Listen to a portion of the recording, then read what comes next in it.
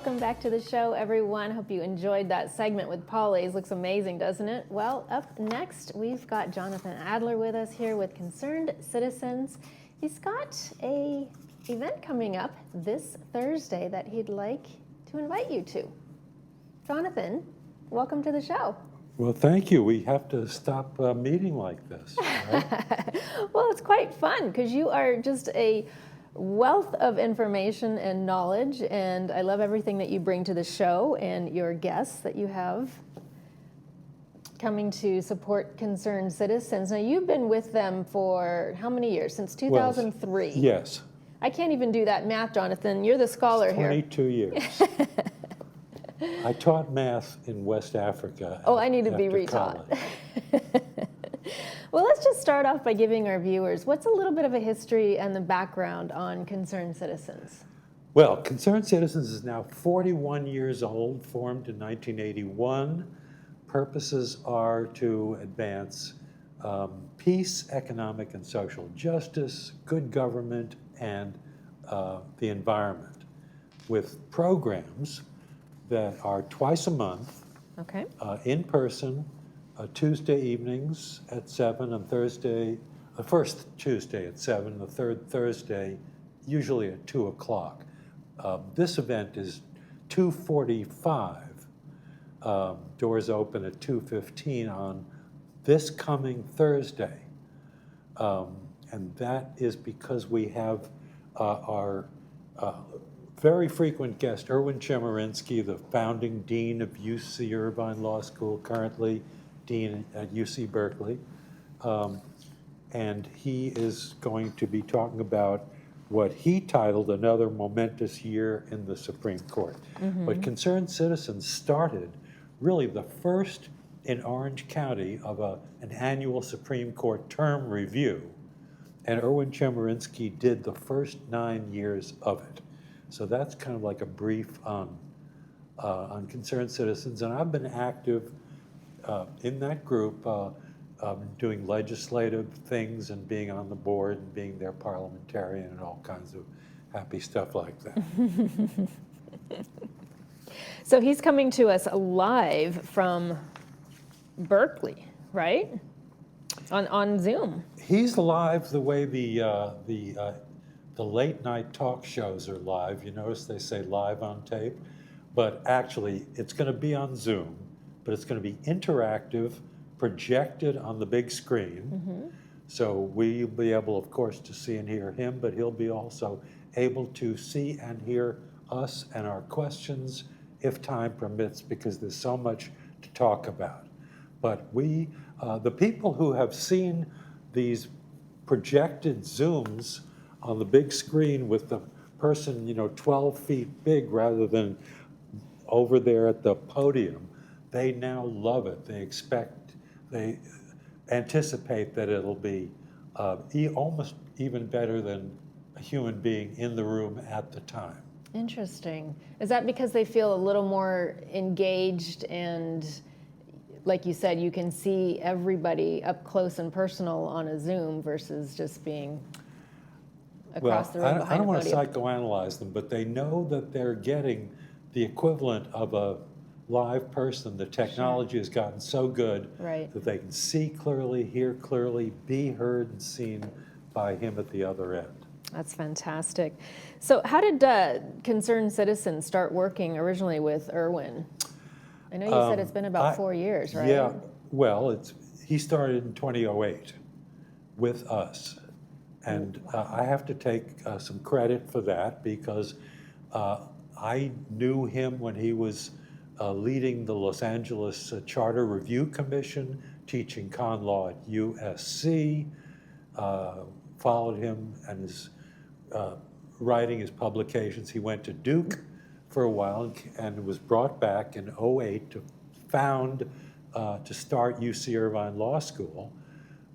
So I had that connection. I proudly call myself a Supreme Court nerd because I actually read some briefs and follow oral arguments and then read some opinions, and and I've actually litigated in the California Supreme Court and written briefs in the US Supreme Court.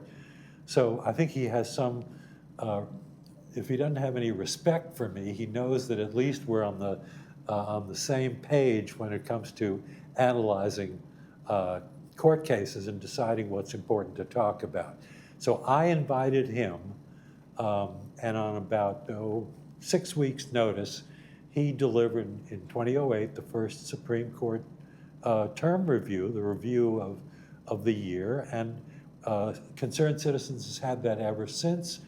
Erwin Chemerinsky has been impressed with the quality of our audience, and our audiences love him. And literally, I have had, maybe 100 people who've been in his audiences say to me that they tell their friends, do not miss Erwin Chemerinsky. He is just so clear, especially for lay people, non-lawyers, that he's just, highly anticipated, highly regarded. And you were telling me before the show that lawyers actually get credit for attending his talks. Is that correct? They do. So he is rigorous enough. Now, he was just down last Tuesday in Irvine, actually a week ago Tuesday, last Tuesday, and the lawyers do get continuing education credits. So he is rigorous enough for academic excellence, and the huge lay audiences that attend the panels at UC Irvine and this year at Georgetown Law School. He is crystal clear for non-lawyers too. That's why he's loved. So how did his annual Supreme Court reviews start? How did he get on to that? So it's such a little, it's a niche. I called him, and I just, said he was if anybody in the world could do it, he could. Can you come over to Laguna Woods and talk to this group of 300 or so people?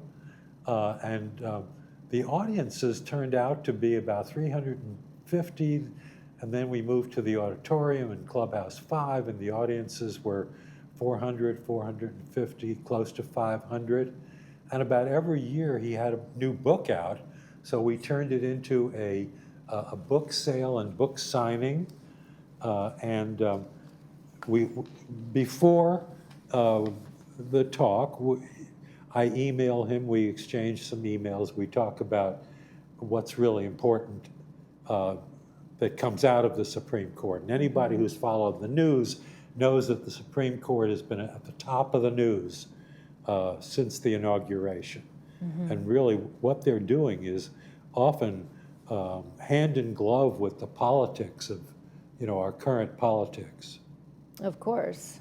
I mean, they're kind of interrelated, aren't they? Well, anybody who needs to understand what's going on in our government needs to at least have some familiarity with what the Supreme Court has been doing in often reversing injunctions from the lower courts.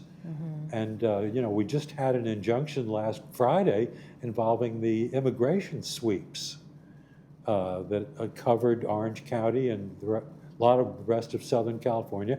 That's going to be probably today appealed to the Ninth U.S. Circuit Court of Appeal and probably to the Supreme Court. So the Supreme Court is making both news and politics as well as law, and reversing an awful lot of precedent in what is called their shadow docket. And you should right now ask me, what on earth is the shadow docket? I would love to, but we're just about out of time. Because it's so important. It's no briefing, quick decision, not signed, no opinion, no explanation. It's the way most cases have been decided recently. Jonathan, as you know, I could talk to you for hours. You're such a wealth of information. Next time. Okay. But for now, we're going to re-invite our viewers to your Thursday, July 17th, Clubhouse 1, Erwin Chemerinsky. Free for all. Doors open at 2:15. Thank you, Jonathan. I appreciate you being here with us today. Do not miss him. Thank you. We'll be back right after these messages. Stay with us.